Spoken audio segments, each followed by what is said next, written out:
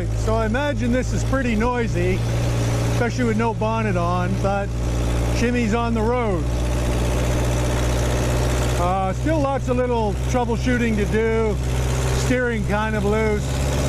I haven't set the parking brake yet. A few wiring niggles, but she's driving. Now I just have to work out the gearbox. Shifting an R380 with my right hand does not come naturally. So yeah, Shimi is back together and driving. So progress. We've still got just under 2 weeks to go until the LRO show, so sort of on schedule. So everything's running really sweet. Took a little bit of faffing to get the engine. Well, the engine was fine. It was getting the fuel system primed. I had a few leaks here and there. It was giving me a little trouble. Once I sorted all that out, chased that all down, started right up. As an old 2.5 is, it's a bit rough when you first fire it up, but then within about 10 seconds, it smooths right out and just runs sweet. And it is peppy. I've had it out just a couple of times and just driving around some of the back roads here, and it is quick. Now, of course, there's no weight on it at the moment, but definitely I don't feel a big difference between when it had a turbo on it with the 200 TDI engine. So yeah, really happy with it. So I've got a few jobs to do. The parking brake still hasn't been adjusted. I've got some almost all the wiring went in really smoothly, but I've got a weird thing where I have no left turn signals. Hazards work all the way around, even on the left side, but the turn signals don't. So I'm trying to chase down that fault. So a few little wiring things, but other than that, going together really, really well. Yeah, so the engine is looking good. It's all pretty much plumbed in. Everything's working really well. I did have a bit of a leak with my oil cooler. I stripped the threads on one side of the oil cooler, so it was just throwing out puddles of oil. So I bypassed it for the moment. You see here. And then I've got a new one on the way, so we'll get another oil cooler in a couple of days.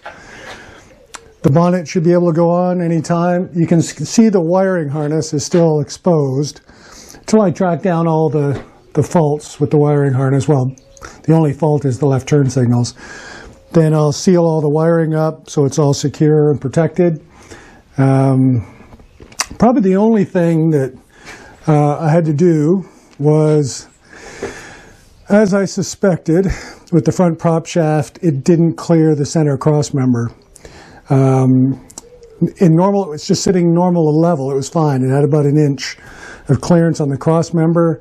And I'd watch the guys at Winchester Gears hoist up their truck with the front prop shaft in, but they hoisted it by the tire, so you weren't seeing the full extension of the suspension.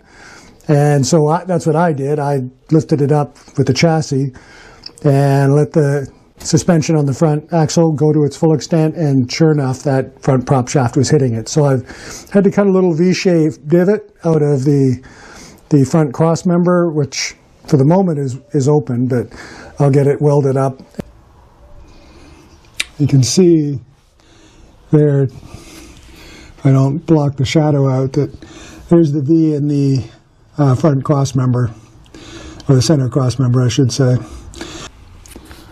So what I've done is, after cutting that out, I've lifted up the front chassis, so the suspension was on full extension at both sides, and it still has lots of clearance. So I'll get that welded up, and hopefully that'll be almost as strong as before, but with the bolt-in center rear cross member just behind it, the engine and everything else, I don't really see it's a big issue. Maybe in 20 years when the chassis had a bit of a beating, and it's starting to flex a little bit, but for now, I think it'll be fine.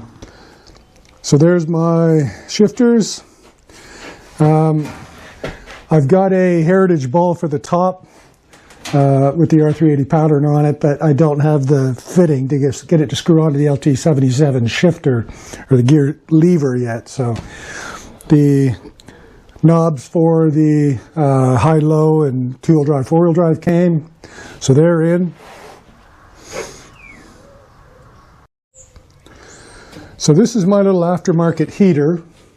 So if anyone's ever tried to drive in the wintertime in the UK or Europe using the old box heater that the lightweights used to come with, which sat inside the cab, it was pointless. It never did anything. So I've been running Shimi with an aftermarket heater. It's actually pretty good. It's not plumbed in at the moment. I've just got a bypass on the heater hoses just because the wiring I've got to get to is just down beside where the heater is, and so I don't want to plumb those in until I've got the electrical bits sorted out. But then that'll get plumbed in, and if you come around the front, so we've got an adapter here. This is where it channels air up to the windscreen vents, and then down here you got a little folding piece where you can direct air around the cab. Generally the cab's so small when you have the soft top on that it doesn't really take much to get it warm. So yeah, all is going in well. So yeah, all coming together really well. And that's all I really have for this week. Lots of work to be done. And then also in the midst of all the last minute stuff, troubleshooting with Shimi, I've got to get ready for the show next week. So videos, marketing materials, stuff we're going to be selling, organizing tickets for the trade stand. So yeah, lots going on. But thumbs up, Shimi is driving, and driving really nicely. Okay, talk to you again soon.